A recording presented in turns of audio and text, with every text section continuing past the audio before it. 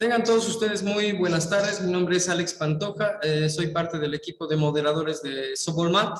Quiero presentar en esta ocasión a Dani Flores. Él tiene formación en licenciatura en Ingeniería Matemática en la Universidad Mayor de San Simón. Tiene una maestría en matemáticas y un doctorado en matemáticas por la Universidad Federal Fluminense. Tiene amplia experiencia en el área de matemáticas con énfasis específico en el álgebra y la geometría algebraica. Para mí es un honor dejarlos en tan alta autoridad académica y espero que disfruten esta conferencia. Adelante, estimado profesor Flores. Muchas gracias. Buenas tardes. Voy a compartir primero mi pantalla.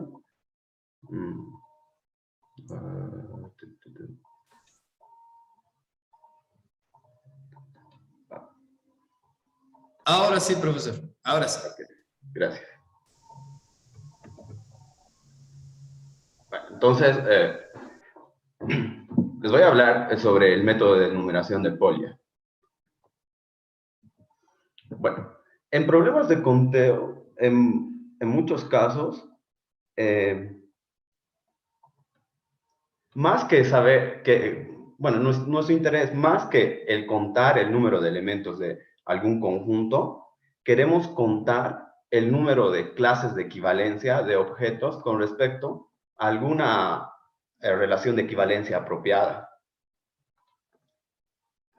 Muchas de estos casos, en muchos de esos casos tenemos que la relación de equivalencia es inducida por algún grupo de permutaciones de manera natural.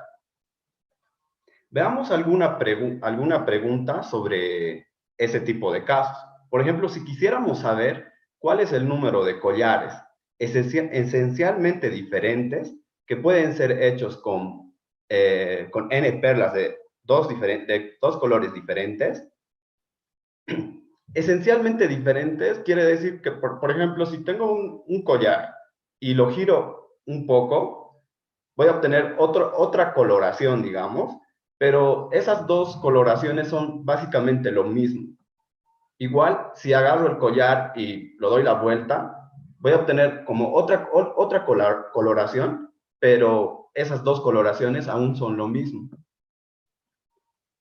En el caso de que n sea 6, tenemos todas estas posibilidades para pintar un collar con 6 perlas y 2 colores, perlas blancas y perlas negras.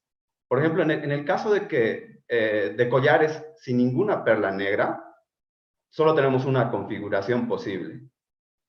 En el caso de una perla negra y 5 perlas blancas, tenemos esta única configuración posible. Todas las demás, por ejemplo, si esta otra perla estuviese pintada de negro y el resto blanco, esa otra sería una rotación de esta. Entonces, esas dos coloraciones son consideradas iguales.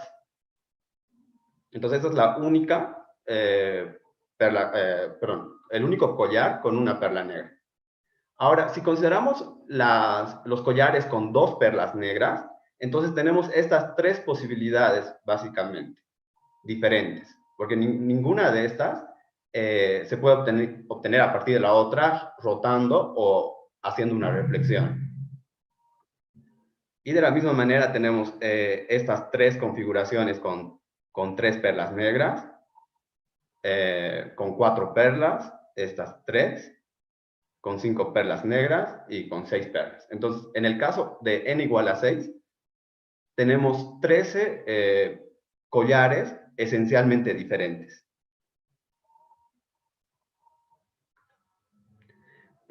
Veamos que estas dos configuraciones son consideradas iguales. ¿Por qué? Porque si hago una simetría o una reflexión con respecto a un eje vertical de este collar, obtengo este otro collar. Entonces, por eso que estos dos collares son considerados iguales. Entonces, aquí nuestro concepto de esencialmente diferente está dado podemos considerar los puntos o las perlas del collar como vértices de un eneágono.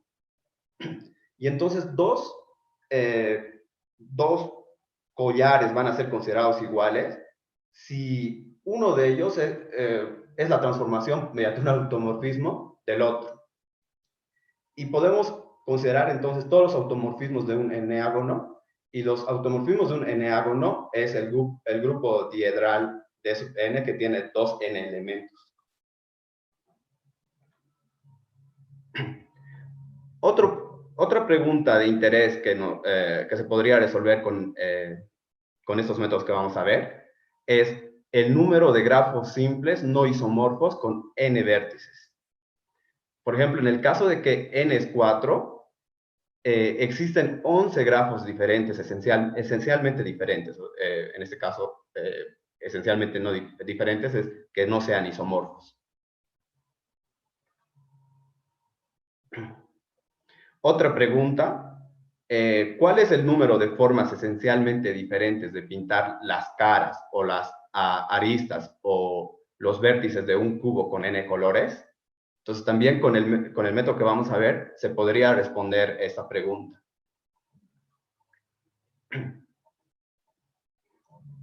Esta cuarta pregunta, que es un poco más complicada que las anteriores tres, nos dice que si tenemos 3 bolas blancas y una bola negra, ¿cuál es el número de maneras de distribuirlas en una caja cuadrada y en una caja aquí está, en 3 cajas cuadradas y una caja redonda debería de ser?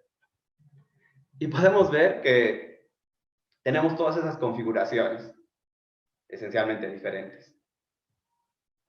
Entonces vamos a ver de manera general más o menos qué es lo que estamos buscando en estos problemas.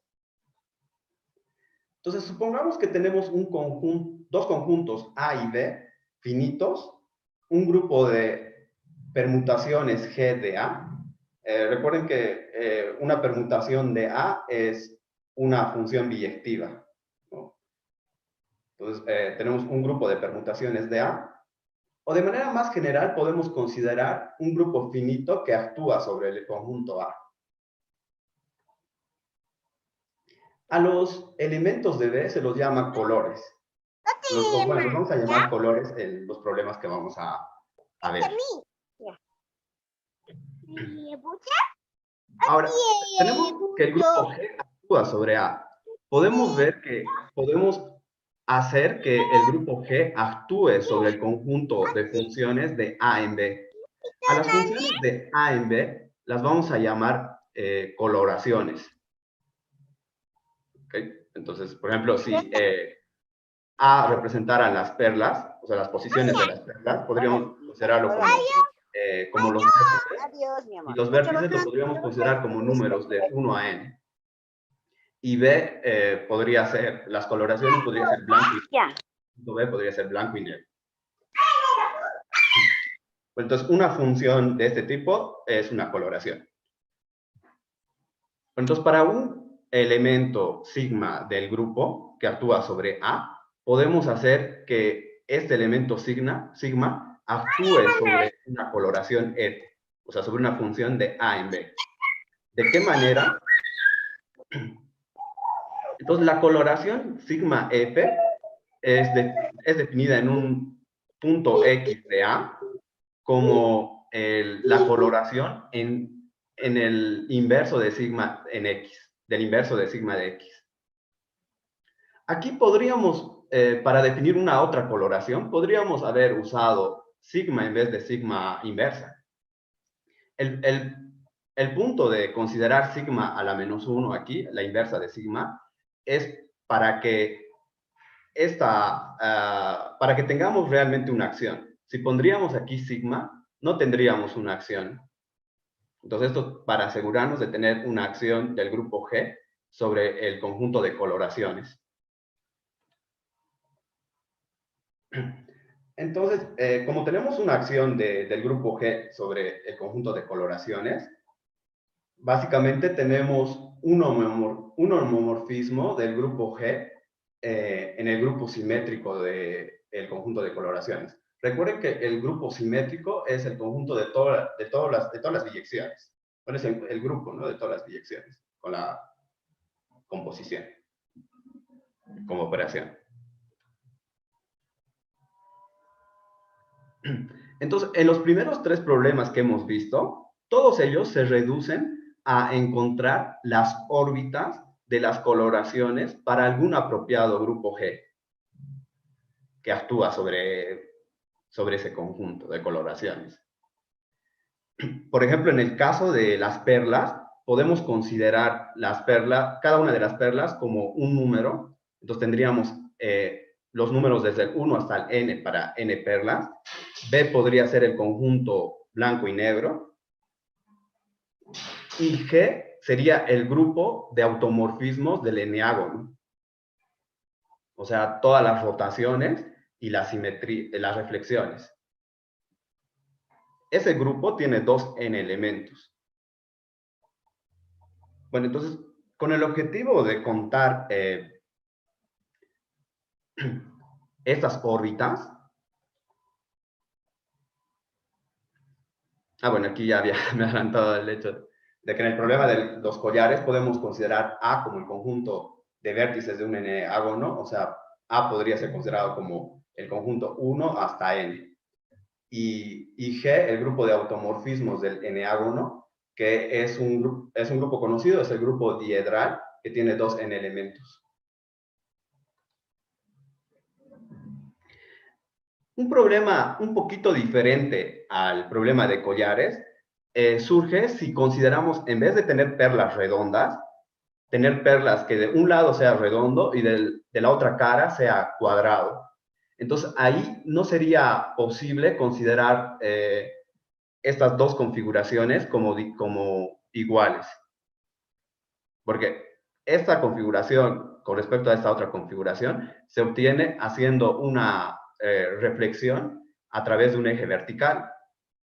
Si las caras de esas perlas no fueran iguales, o sea, si de un lado fueran redondas y del otro lado cuadradas, entonces estas dos configuraciones no deberían ser consideradas iguales.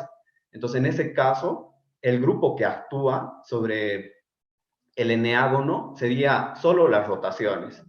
Y eso es un grupo cíclico de orden n.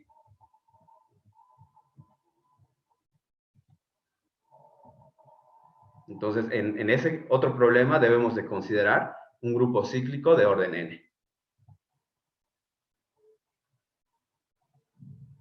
Bueno, preguntarnos por el número de órbitas de funciones es el problema más simple que podemos plantear.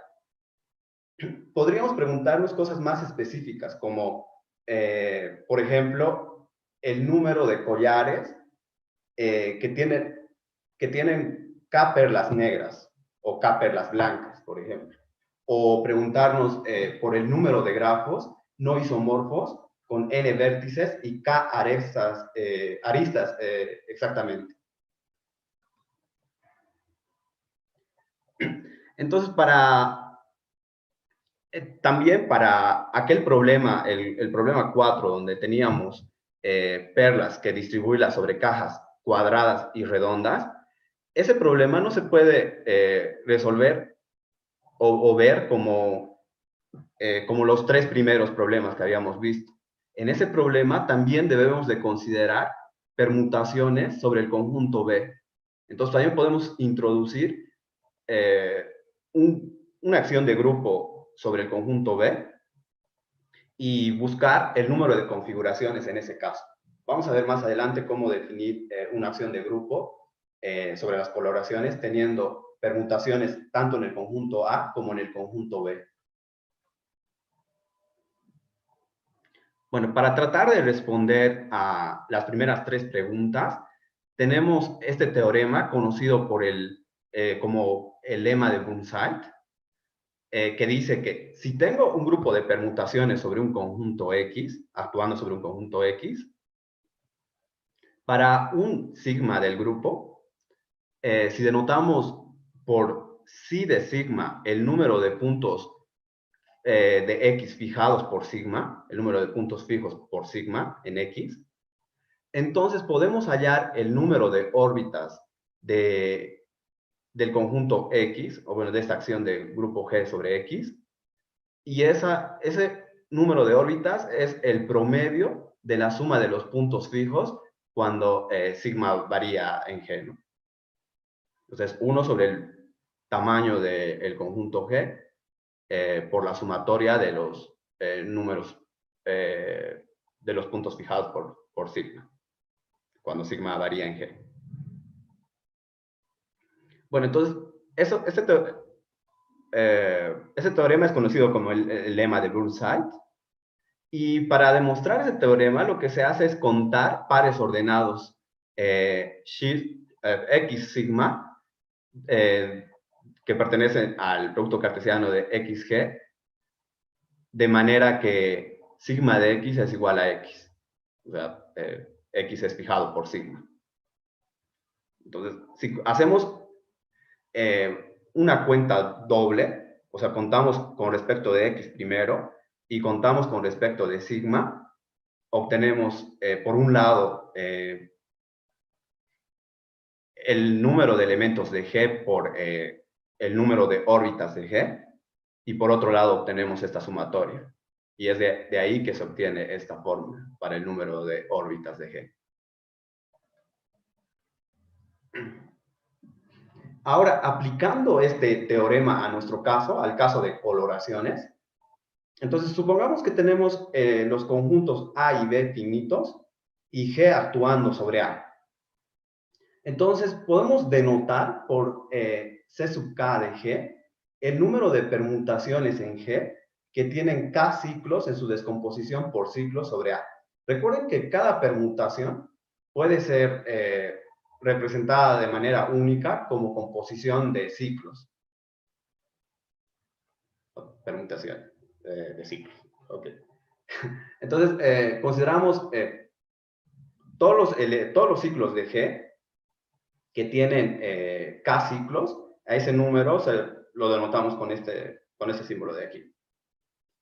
Entonces, resulta que el número de órbitas de coloraciones B a A, cuando G está actuando sobre ese conjunto, es dado por esta fórmula de aquí. Y esto, bueno, aquí lo que se hace es buscar los puntos, el número de coloraciones fijadas por un elemento de un grupo, del grupo G, por alguna permutación de G. Y podemos ver que ese número de funciones fijadas tiene que ver con el número de ciclos que tenga esa permutación en su descomposición por ciclos. Porque se puede ver que una función va a ser fijada por un ciclo si es que la función es constante en cada ciclo. Y entonces es por eso que se tiene este número de aquí. Bueno, entonces podemos verificar esta fórmula con aquel problema que habíamos visto, con el problema de los collares con dos colores y con 6 perlas. Y verificar que el número de esos collares esencialmente diferentes es 13. Entonces, en aquel problema consideramos el conjunto A como el conjunto de números 1, 2, 3, 4, 5, 6, que son los vértices del hexágono. Aquí el conjunto B, bueno, aquí me faltan los corchetes. El conjunto B como blanco y negro, ¿okay? Los colores. Entonces, el grupo G de permutaciones que actúa sobre el hexágono o el grupo de automorfismos del hexágono puede ser representado por estas permutaciones. La identidad, esta permutación de aquí es un ciclo que dice que 1 va a 2, 2 va a 3, 3 va a 4, 4 va a 5, 5 va a 6 y 6 vuelve a 1. Es la rotación principal, digamos. Entonces, es algo así. Entonces tenemos los 6 vértices. Entonces numeramos de alguna manera. Digamos esto, 1, 2, 3, 4, 5, 6. Ahí estamos poniendo las perlas. Entonces, una de las rotaciones es que 1 vaya a 2, 2 vaya a 3, 3 vaya a 4, 4 a 5, 5 a 6 y 6 vuelva a 1.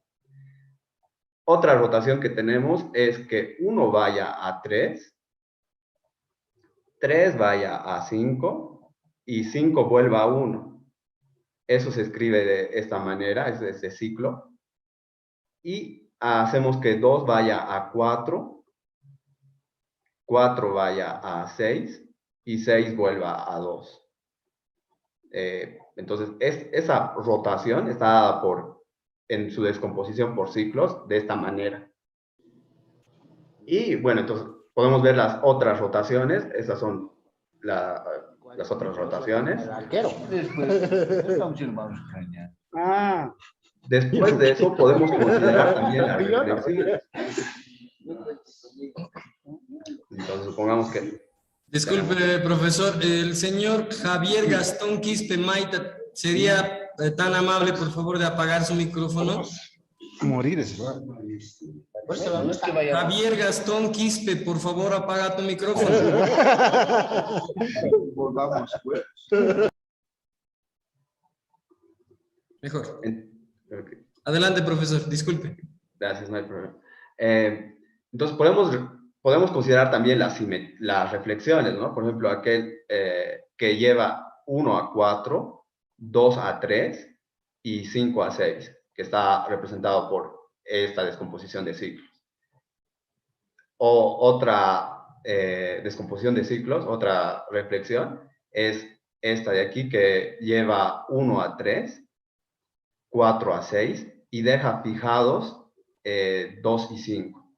Y así. Entonces vemos todas las reflexiones posibles, están representadas en descomposición por ciclos de estas maneras.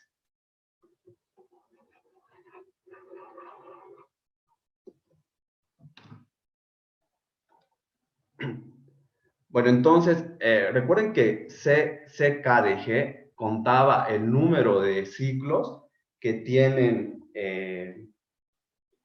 un solo ciclo. Bueno, no, el número de permutaciones que tienen un solo ciclo. C1G era el número de permutaciones que tienen solo un ciclo. Y aquí vemos que aquellos que tienen un solo ciclo en G son esta permutación de aquí y esta otra. Entonces tenemos que C1 de G es 2. C2 de G era el número de permutaciones que tienen exactamente 2 ciclos. Entonces, buscando aquí, tenemos esta de aquí. Esta de aquí tiene 2 ciclos solamente también. Y ninguna más. Entonces, también C2 de G es 2. Ahora, buscando el número de permutaciones que tiene 3 ciclos exactamente, tenemos esta permutación aquí, 1, aquí 2, aquí 3, y esta más, 4.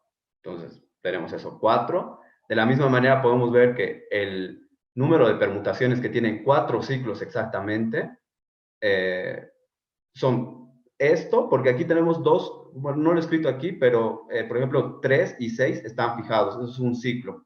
El ciclo solo conteniendo a 3 y el ciclo conteniendo solo a 3, perdón, a 6. Entonces tenemos esto, esto, y el tercero es esto. Entonces, 3. Que tienen 5 ciclos, ninguno. Y que tienen 6 ciclos, la identidad. Porque la identidad deja fijado cada uno de los elementos, cada uno de esos números. Entonces tenemos solo un ciclo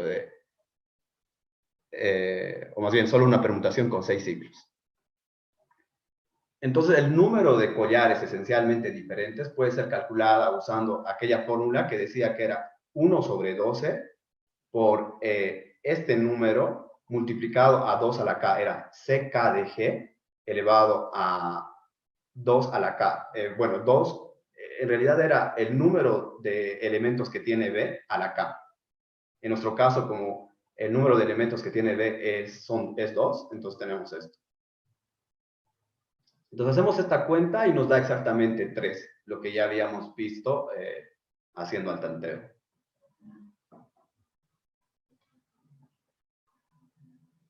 Bueno, para lo que sigue es conveniente usar esta notación para particiones de un número entero.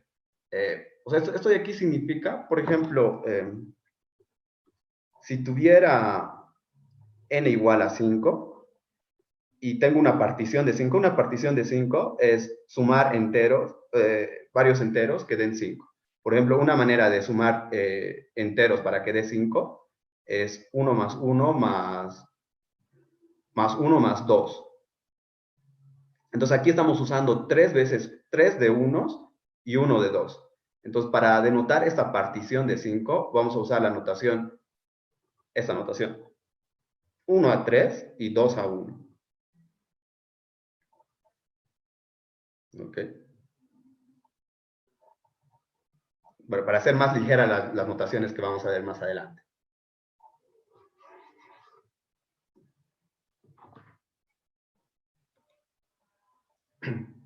Entonces, para una permutación sigma de un conjunto A, denotamos por ZI de sigma el número de ciclos de sigma de tamaño I. Entonces, bueno, tenemos una permutación, lo descomponemos en ciclos y llamamos entonces ZI de sigma el número de ciclos de sigma que tienen tamaño exactamente I. Entonces, podemos considerar esta partición de N, donde N es el número de elementos de A, que es, o sea, eso de aquí me indica el número de ciclos de tamaño 1, eso de aquí el número de ciclos de tamaño 2, y así sucesivamente. Y eso debe ser una partición de N. A esto de aquí lo llamamos el tipo de ciclos de sigma. Entonces vamos a considerar un polinomio que nos va a ser útil para hacer esas cuentas de esos problemas que estamos considerando. Supongamos que tenemos un grupo G actuando sobre A. Definimos el índice de ciclo como Z sub G, siendo un polinomio en las variables x1, x2 hasta xn, y está definida de la siguiente manera. ZG es un polinomio en las variables x1, x2 hasta xn, definida como 1 sobre el número de elementos de G por la sumatoria de todas las permutaciones en G de x1 a la z1 sigma hasta xn a la zn sigma, donde los z1 sigma y z2 sigma están definidos de esta manera, como se ha especificado aquí arriba, que depende del tipo de ciclos de sigma. Entonces, ¿por qué es importante considerar este polinomio? Porque podemos traducir aquel teorema que habíamos visto con el uso de ese teorema, con el uso de ese polinomio. Podemos reescribir aquel teorema con el uso de este polinomio. Entonces, podemos ver que si B es el número de elementos del conjunto B, del número de colores, entonces el número de órbitas de G actuando sobre las coloraciones es el polinomio índice de ciclo en el punto B. O sea, solo hay que reemplazar aquí cada una de las variables por B. Y ese número entonces me va a dar el número de órbitas de las coloraciones. Entonces veamos un ejemplo. Bueno, entonces es importante calcular el índice de ciclos de algunos grupos que van a aparecer en los problemas. Por ejemplo, si tenemos el grupo cíclico C sub n, de orden n, podemos ver que un grupo cíclico tiene phi de elementos de orden d para cada divisor d de n.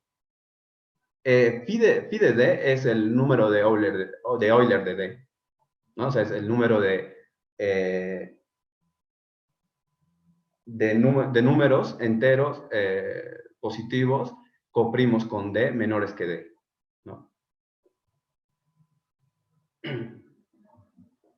Bueno, y podemos ver que las permutaciones que aparecen en un grupo cíclico se pueden descomponer en ciclos. Bueno, si tenemos una permutación de orden D en un grupo cíclico, que tiene orden D, ya dije, tiene exactamente n sobre D ciclos, y todos de tamaño D.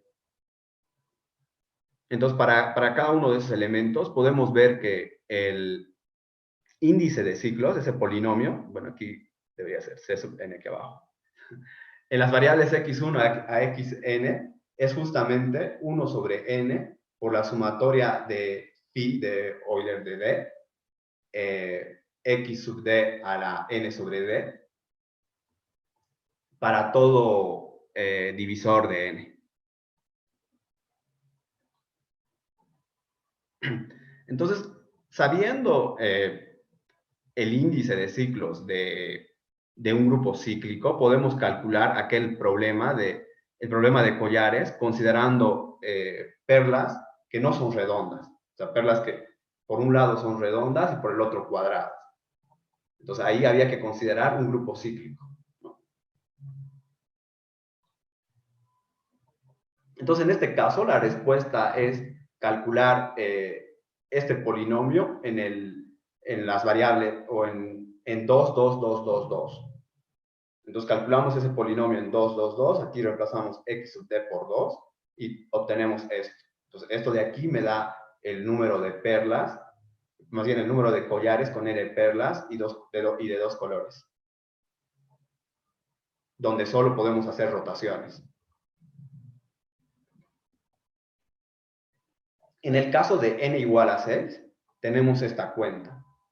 Reemplazando aquí para n igual a 6, vamos a tener pi de 1, 2 a la 6, luego vamos a tener pi de 2, 2 al cubo, luego vamos a tener pi de 3, 2 al cuadrado, y pi de 6 por 2 a la 1. Y hacemos esa cuenta y me da 14. Entonces, en el caso de collares donde no podemos hacer esas reflexiones, solo tenemos un collar más que en el otro caso, donde sí podíamos hacer reflexiones. De la misma manera podríamos calcular cuánto da el número de collares con un solo lado, digamos, para n igual a 10. Y se puede calcular eso con esta cuenta. Aquí este 0 está mal.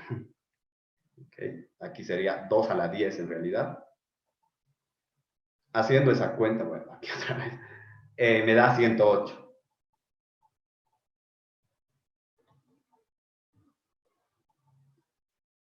Podemos calcular el índice de ciclos del grupo de diedral también. Calcular eso es un poco más complicado, porque debemos de considerar la paridad de n incluso, porque hay diferencias entre ellos. Tenemos que para n par impar tenemos este polinomio, y para n par tenemos este polinomio. Entonces podemos usar este polinomio para calcular aquel ejemplo que ya habíamos hecho al principio de los collares con n igual a 6. Y si lo hacemos, nos da exactamente, tenemos que calcular zdn en 2, 2, 2, 2, y esa cuenta nos da exactamente n igual a 6. Perdón, 13. Lo hacemos también para n igual a 10 y podemos ver que nos da 78.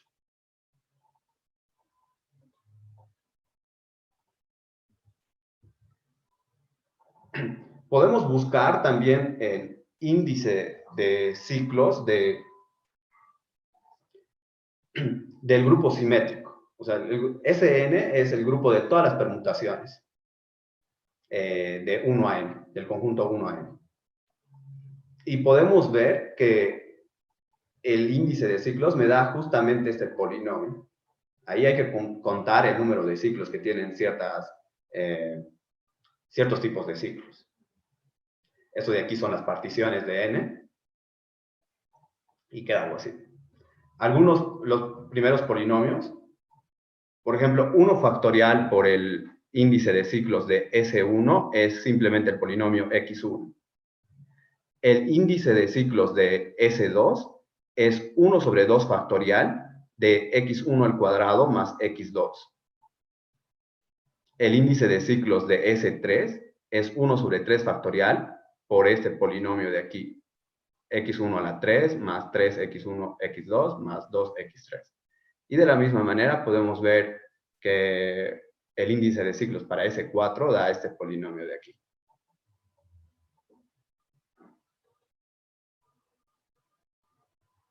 Bueno, entonces podemos usar aquellos resultados para enumerar el número de grafos no isomorfos.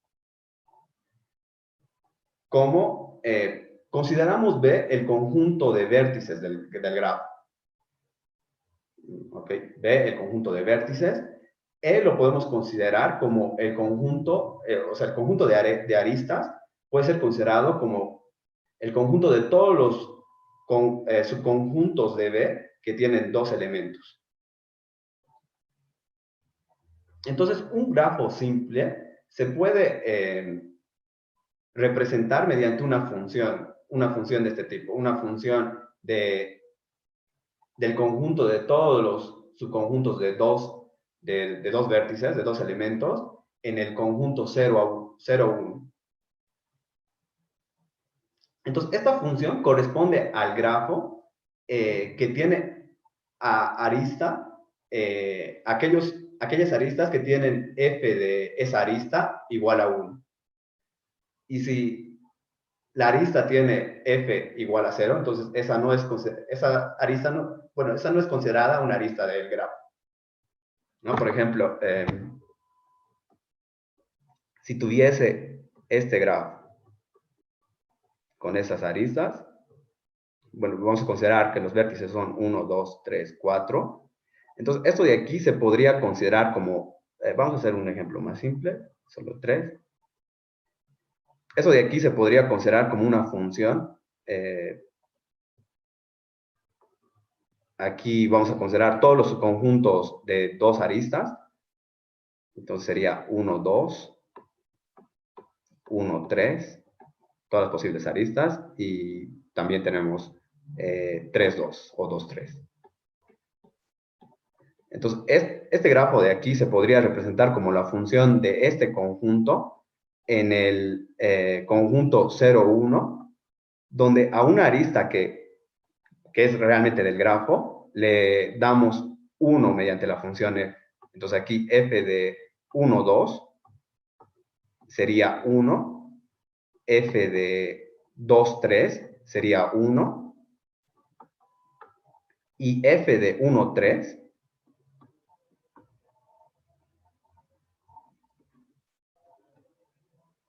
sería 0, ya que no es una arista del grafo.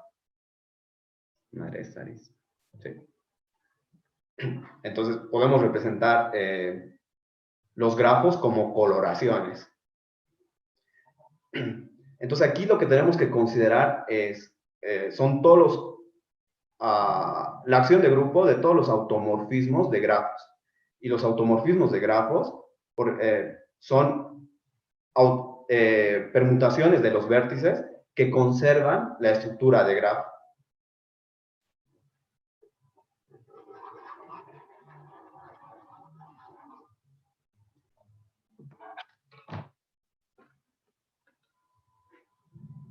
Entonces, dos grafos sobre B son isomorfos, sí y solamente sí. Existe una permutación de B llevando los bordes de una arista en los bordes del otro, ¿no? Entonces, conservar la estructura de grafo.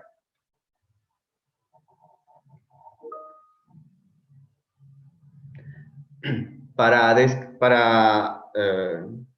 describir de manera más adecuada, para usar aquel teorema que hemos visto más arriba, para calcular el número de grafos no isomorfos, debemos de considerar el grupo simétrico, el grupo de todas las permutaciones sobre B, y ese grupo induce un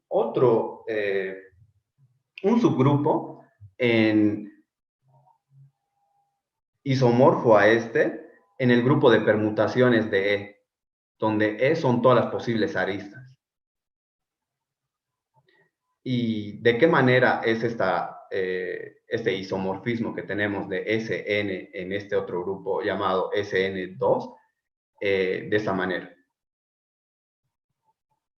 O sea, la permutación sigma 2 está en un par ordenado XY, está definida como el par ordenado sigma X, sigma Y.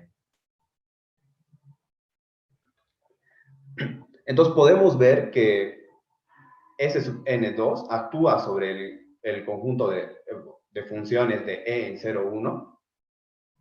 Y aquí podemos ver que F y G, que representan grafos, corresponden a grafos isomorfos si y solamente si están en la misma órbita de la acción de este grupo sobre este conjunto de coloraciones.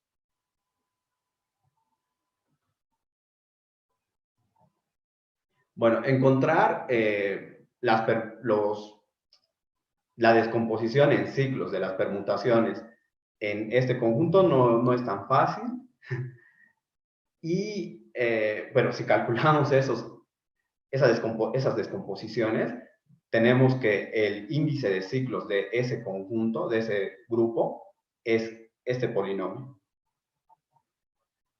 Entonces, con ese polinomio podemos calcular el número de grafos no isomorfos con 5 vértices.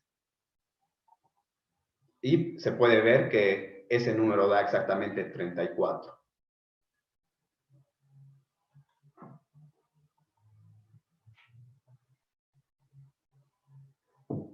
Bueno, hasta ahora hemos visto cómo resolver las primeras 3 preguntas que habíamos hecho, y no la cuarta, aún no.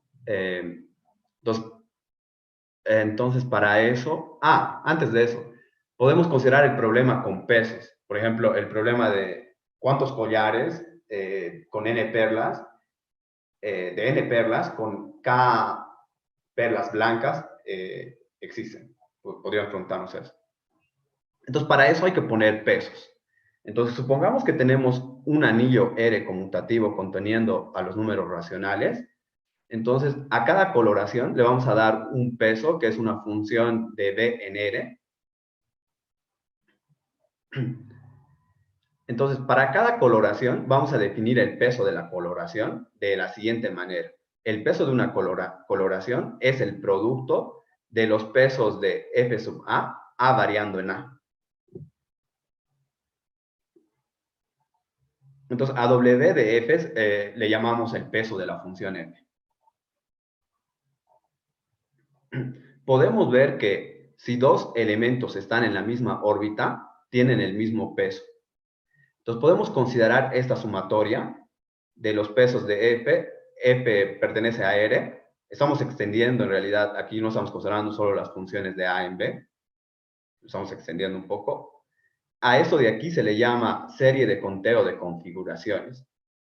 Y esta serie de conteo de configuraciones nos va a ayudar a calcular lo que queremos. Antes de eso, un resultado. Tenemos este resultado que nos dice que la serie de conteo de configuraciones puede ser calculada con la ayuda del índice de ciclos, y es el índice de ciclos evaluado en estos... reemplazamos estas cantidades por las variables x1, x2 hasta xn. Bueno, veamos un ejemplo de cómo usar eso. Consideremos el problema de los collares con un grupo cíclico actuando sobre los collares. Entonces aquí el grupo G es el grupo cíclico de orden n, el conjunto B es los dos colores negro y blanco. R lo vamos a considerar como el anillo de polinomios con coeficientes en los racionales y con una variable, polinomios con una variable. Entonces definimos el peso para negro como 1 y el peso para blanco como X. Entonces, si tengo una coloración, el peso de la coloración es X a la K, donde K es el número de perlas blancas de la coloración F. Entonces podemos ver que el número de collares cíclicos con N perlas, con K de ellas blancas, es el coeficiente de X a la K en la serie de conteo de configuraciones. Entonces podemos calcular la serie de conteo de configuraciones con aquel teorema que habíamos visto, que había que reemplazar las variables x1, x2 hasta xn por estas cantidades.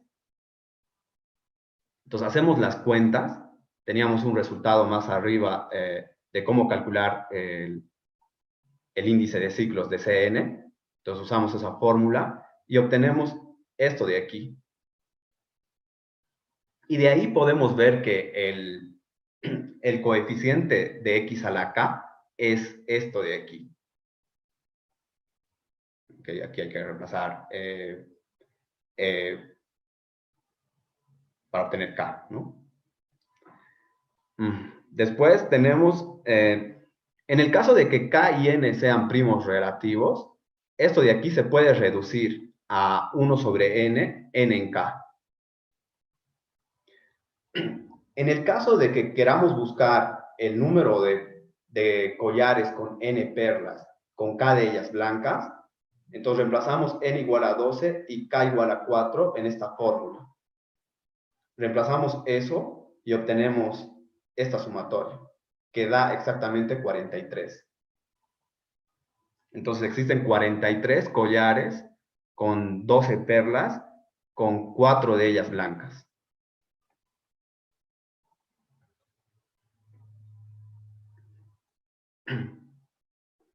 Ahora, si consideramos también un grupo actuando sobre el conjunto B, sobre el conjunto de colores, bueno, primero, tenemos A y B conjuntos finitos, A con n elementos, consideramos un grupo de permutaciones G sobre A, H un grupo actuando sobre B, entonces podemos ver que el producto directo de estos dos grupos actúa sobre el conjunto de coloraciones. ¿Y de qué manera? Si agarramos una coloración F y consideramos un elemento de este grupo, de ese producto directo, definimos la acción de este elemento sobre la coloración F de esta manera. Entonces, aquí tenemos una acción de grupos y en el problema, en la pregunta 4, la pregunta 4 se puede traducir a encontrar las órbitas de adecuados conjuntos A, B y grupos G y H. Tenemos el siguiente resultado. El número de órbitas de este grupo actuando sobre el conjunto de coloraciones de B a la A puede ser calculado como 1 sobre el número de elementos de H por la sumatoria de tau pertenece a H del índice de ciclos de G evaluado en esas cantidades, donde cada una de esas cantidades está definida de esta manera.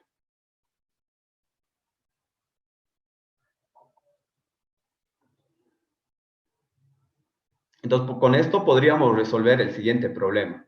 ¿Cuál es el número de formas de distribuir 2 bolas rojas, 2 bolas amarillas, 4 verdes en una caja redonda y 3 cuadradas?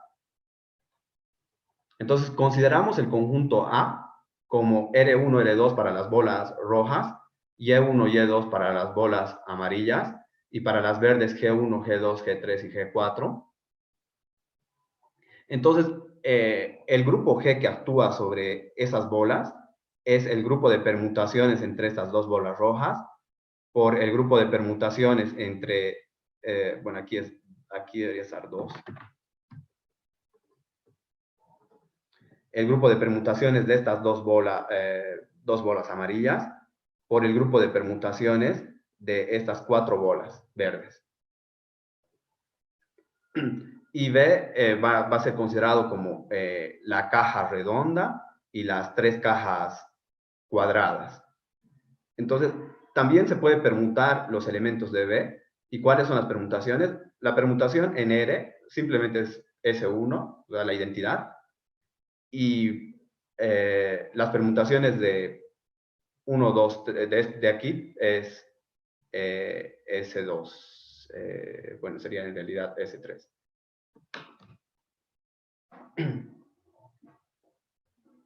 Las permutaciones ahí.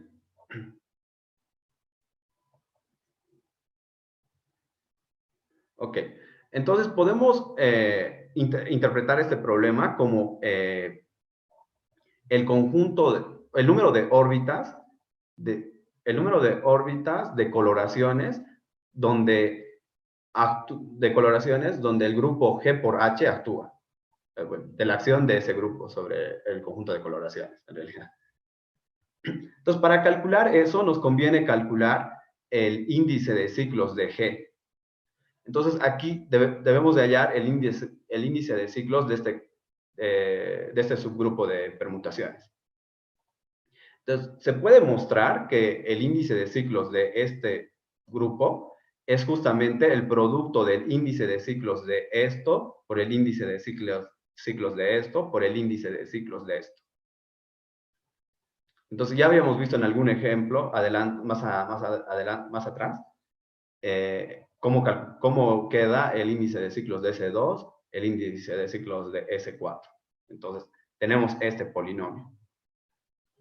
Entonces, luego lo que necesitamos buscar también es estos números de aquí para elementos tau en H.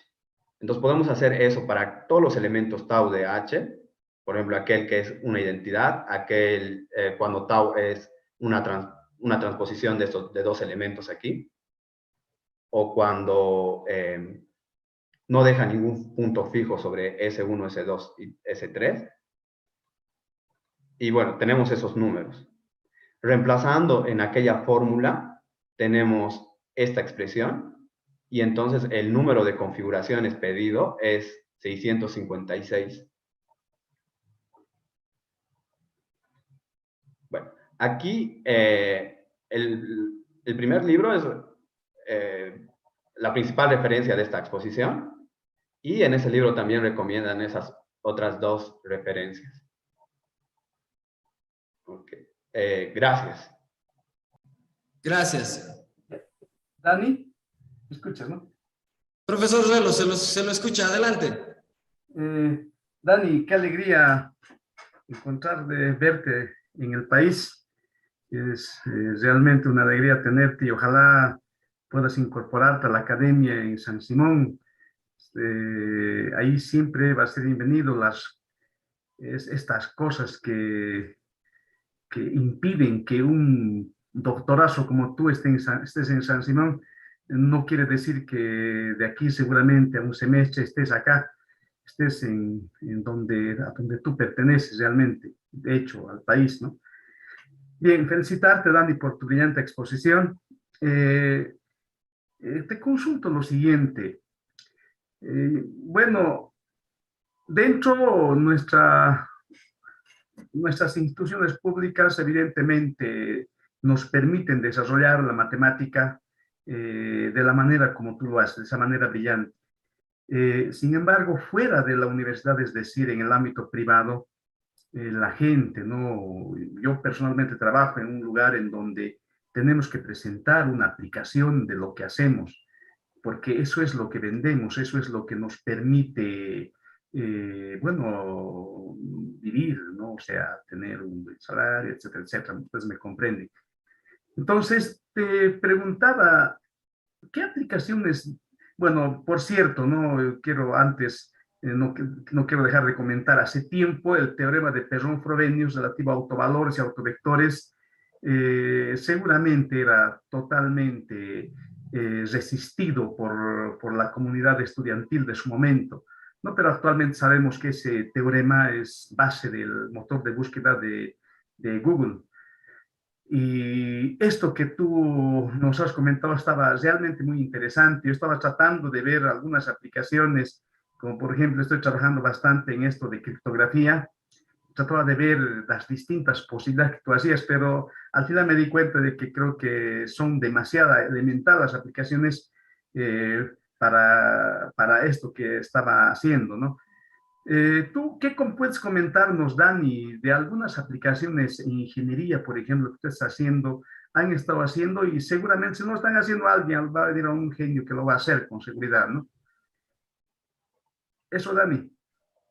Bueno, yo he escogido este tema porque hice una materia sobre combinatoria y me gustó este tema, y realmente no tengo mucha profundidad sobre el tema, no es algo que estudie, pero sí me gusta.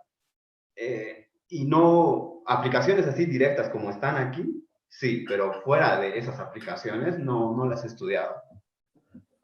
Ya. Gracias, Dani. Gracias. Felicidades, Dani. Gracias, muchas gracias. Una pregunta, Dani.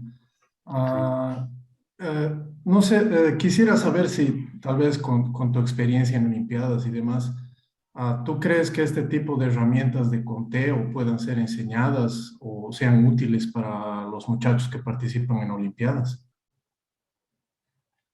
Definitivamente, ¿no? Porque en las Olimpiadas siempre hay problemas de combinatoria. Solo, bueno, sí, solo que hay ciertas limitaciones, ¿no? Por ejemplo, aquí hay bastante estudios de grupos, pero, bueno, de todas maneras, las permutaciones son, bueno, hay bastantes permutaciones en problemas de Olimpiadas. Yo pienso que se puede adecuar el nivel, la manera de enseñar estos tópicos. Y sería útil. Gracias. Sí, sería realmente una idea interesante adecuar eso. Gracias, Dani. Nada, gracias a ti. Si alguien tiene más, alguna otra consulta.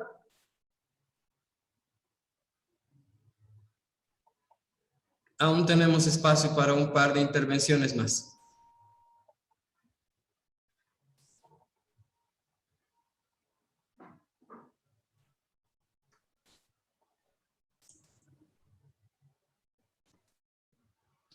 Bien, creo que no tenemos más preguntas. Como dijeron el profesor Relos, para nosotros es un placer tener tan alta autoridad académica, estimado profesor Flores. Ha sido un gusto poder escuchar su conferencia y para próximas versiones esperamos también contar con su participación. ¿Hay alguna otra consulta de Aguilar Mayra? Por favor, ¿podría simplemente desactivar el micrófono? Ahora sí. Adelante.